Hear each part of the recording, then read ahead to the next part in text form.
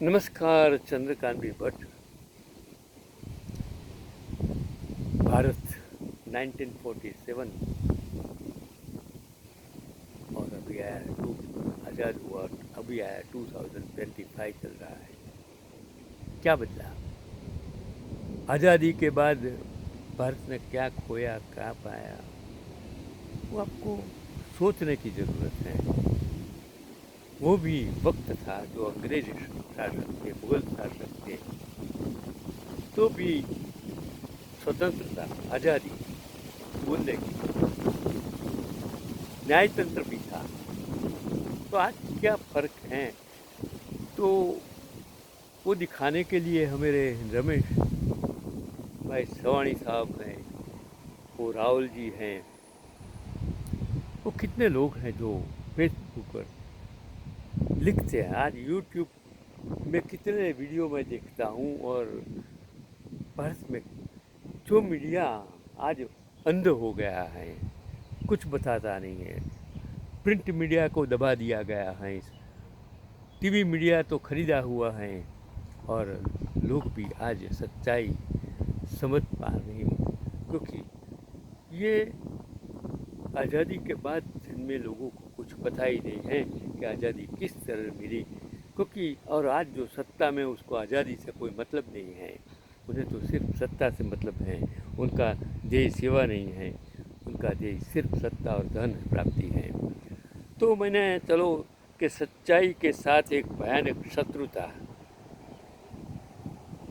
14 मई 2025 को ईडी प्रवर्तन निदेशालय आयकर ने गुजरात समाचार, इनके टेलीविज़न चैनल GSTV के कार्यालयों पर छापा मारा। आज क्या हो रहा है? मैं वक्त कहता हूँ कि गुजरात मॉडल का अर्थ क्या होता है। गुजरात मॉडल का अर्थ कि जिसके पास सत्ता है वो सभी लोगों की फाइल अपने पास लाकर, जो जिसको दबाना हो वो फाइल में से जीन निकाल के उस तक पहुंचाना, उसको दबा देना। तो GSTV के कार्यालय पर छापा मारा। गुजरात न्यूज़ गुजरात में एक प्रमुख समाचार पत्र है। गुजरात समाचार एक न्यूज़पेपर जिसका स्वामित्व श्रेयान भाई शाह और बाहुबली शाह के स्वामी मीन्स ओनर्स हैं। इसकी स्थापना 1932 में हुई और 92 साल पहले उसकी स्थापना हुई थी, और छबिल भाई एम पटेल द्वारा उसको स्थापित किया गया था, और बाद में 1952 में शांतिलाल शाह द्वारा अधिग्रहित किया गया था। इसका पहला अंक 16 जनवरी 1932 को प्रकाशित किया गया था, और गुजरात समाचार लोक पब्लिकेशंस लिमिटेड के वो अधीन आज है। वो कॉरपोरेट मामले के मंत्रालय 2016-17 से उपलब्ध आंकड़ों के अनुसार कंपनी के शेयरों में 443 व्यक्तियों और 15 कंपनियों में विभाजित किया गया है, और कंपनी के पास 71.92% व्यक्तिगत प्रमोटर्स शाह परिवार है, 11.01% व्यक्तिगत गैर प्रचारक सार्वजनिक, और 17.08 अन्य कंपनियों गैर प्रमोटर्स के पास है। जो मैंने रमेश भाई सवानी का आर्टिकल और पढ़ा, तो उसमें से जो मुझे मिला मैं आप तक पहुंचाने की कोशिश करता हूं कि बाहुबली शाह के पास 22.79% प्रत्यक्ष हिस्सेदारी है, और उनके भाई श्रेयान शाह ने सीधे 10.03%, और स्मृतिबेन श्रेयान भाई शाह, श्रेयान भाई की पत्नी, के पास 4.88% लोक प्रकाशन लिमिटेड के शेयर्स हैं। बाहुबली शाह और श्रेयान भाई शाह ने संयुक्त रूप से कंपनी के 24.6% को जो निवेश के माध्यम से, और 9.62 कंपनी के अन्य परिवार के अन्य सदस्यों निर्मम शाह, अनुपम एम शाह और अमम शाह के पास रखा है। शेष 28.02% कंपनी अन्य परिवार के सदस्यों व्यक्तियों परिवार के अलावा और 1% से कम कंपनियों के बीच विभाजित है। गुजरात समाचार अहमदाबाद में एक प्रसिद्ध उसका जो मुख्यालय है वो अहमदाबाद में हैं, कानपुर में हैं, अहमदाबाद में, जो मैंने देखा है, जो लाल दरवाजा के पास उसका बड़ा मुख्यालय है, जिसकी शाखा कार्यालय सूरत में है। इसे अहमदाबाद, बड़ौदा, सूरत, राजकोट, भावनगर, मुंबई, महसाणा, भूज और न्यूयॉर्क में विभाजित किया गया है।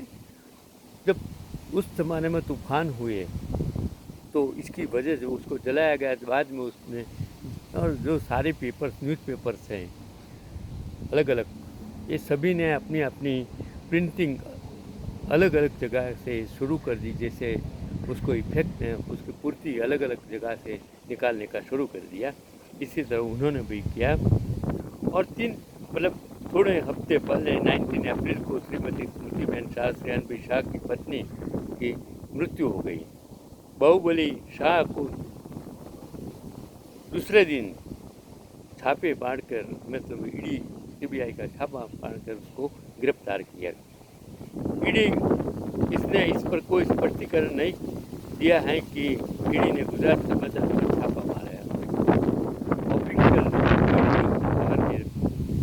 और गुजरात समाचार भी उसके बारे में उसने कहीं भी, कोई भी मीडिया ने उसको बताया नहीं कि इस प्रकार के छापे अड़े हैं और उसमें इनको गिरफ्तार किया गया है।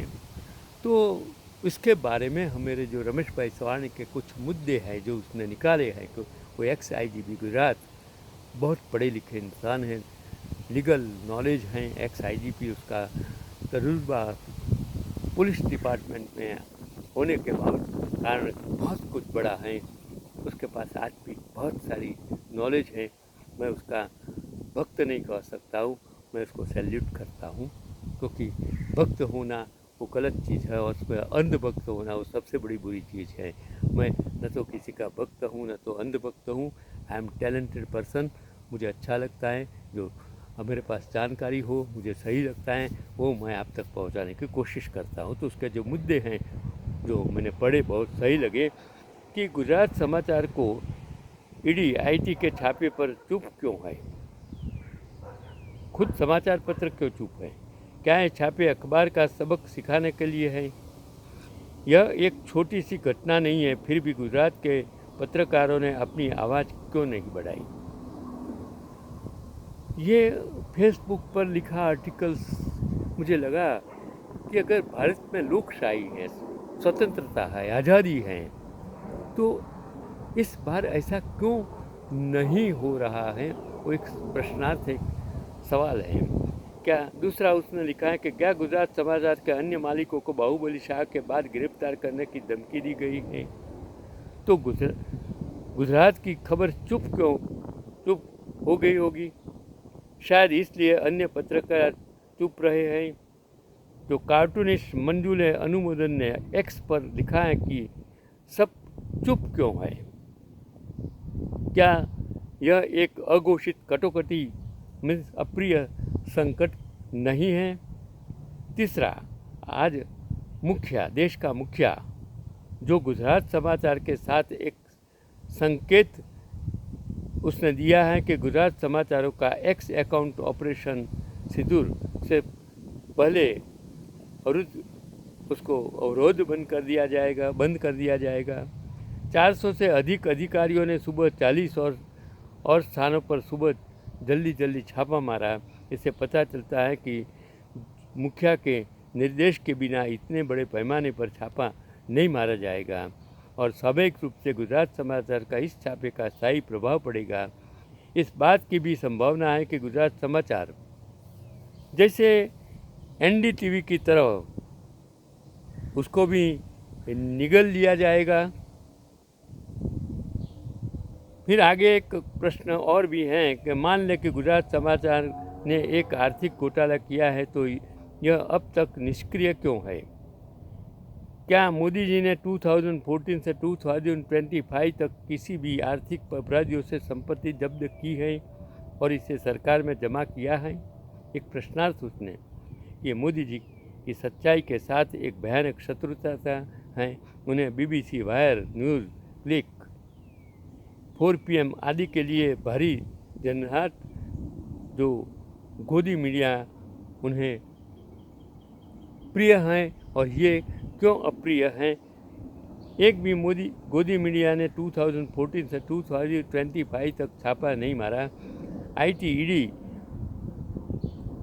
जो मोदी जी के शिकारी कुत्ते की तरह शिकार करता है, हो सकता है कि गुजरात की इस खबर ने अपनी आत्मा को बेचने से इनकार कर दिया हो तो छापे गिर जाएंगे। तो मेरा कहने का तात्पर्य ये है कि आज दुनिया में लोकशाही में 4 स्तंभ में सबसे बड़ा स्तंभ होता है, सबसे बड़ा स्तंभ वो मीडिया होता है, प्रिंट मीडिया होता है। जो मीडिया आपके सामने हर रोज़, जैसे आज यूट्यूब है, व्हाट्सएप है, फेसबुक है, और उस ज़माने में टीवी था। वो टीवी आज माध्यम, सब खरीदा हुआ माध्यम बन गया है। उसको सबको खरीद कर सिर्फ वो प्रजा का नहीं पर लेकिन सरकार का एक वाजिंत्र बना दिया गया है। इससे क्या लोकशाही टिकेगी? ये अमेरिका है, यहाँ इतनी स्वतंत्रता है। आज भारत का जो फ्रीडम इंडेक्स है नंबर 180 में शायद अभी 20 अंक पीछे रह गया है, 25 अंक।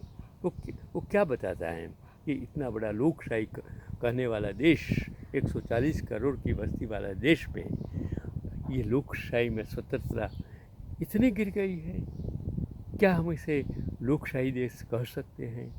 वो आज का ये जो मेरा वीडियो है वो समर्पित रमेश भाई सवाणी साहब को, और मैं यही चाहता हूँ कि गुजरात समाचार 150 साल से चलता, 125 साल से अडिखम चलता समाचार, गुजरात समाचार, उसको न्याय मिले। क्योंकि उसको न्याय मिलना इसलिए ज़रूरी है कि आपकी लोकशाही मजबूत हो, वो फोर्स पिलर। उसने कितने भी सरकारें आई गुजरात में, चली भी गई, लेकिन वो अडिखम समाचार देने में कभी पीछे नहीं रहा। तो मेरा आपसे अनुरोध है कि जागिए, भारत की लोकशाही बचाने के लिए आपको कुछ जो भी करना है वो आपको करना है। चंद्रकांत भट्ट तो NRA है, अमेरिका में है, न तो किसी के विरुद्ध के लिए प्रचार करने के लिए मैं ये वीडियो बनाता हूँ, लेकिन मुझे जो अच्छा लगा, क्योंकि मैं हिंदुस्तानी हूँ, 1944 मॉडल भारत में नहीं हिंदुस्तान में जन्मा हूँ।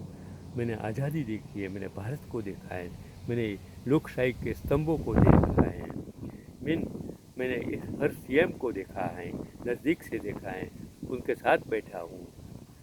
मैंने भारत के वड़ा प्रधान के साथ बैठा हूँ, मैंने नज़दीक से इन लोगों को देखा है, लोकशाही को मैंने देखा है।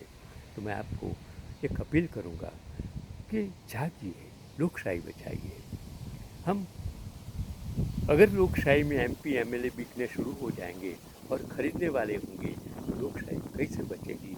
आपके हाथ का वोट अगर बिकने लगेगा तो लोकशाही कैसे बचेगी? वो आप पर मैं छोड़ देता हूँ।